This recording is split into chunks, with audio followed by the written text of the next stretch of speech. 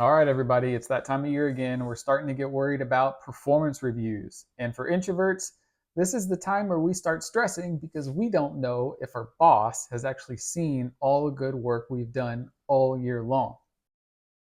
If you're like me, right, you're quiet, you keep your head down, you know you do good work. When the work gets done and it turns into some sort of translation, whether it's revenue increase, it makes someone's job easier, you're saving the company money, right? Your boss eventually sees it, hopefully, right? That's the goal at the end of every year or the end of every project.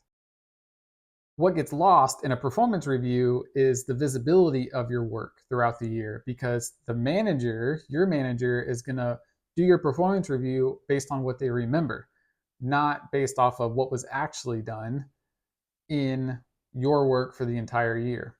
And then you run into two situations, right? Depending on your level in the company. Like me and my performance review that I just did this year, my manager wanted to do the performance review with me live in a meeting, right? So I had all of my accomplishments down. I had my objectives that he set for me, and we were able to tick through them one by one. In the second scenario, more for individual contributors, and this makes it a little bit harder.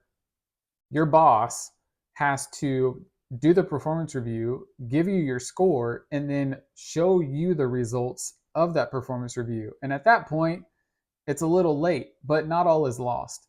You can still fill in the gaps of where some things were missed that you added value, and then you can also add in some context that can then be used for the next year and make adjustments to those objectives for the following year. So not all hope is lost.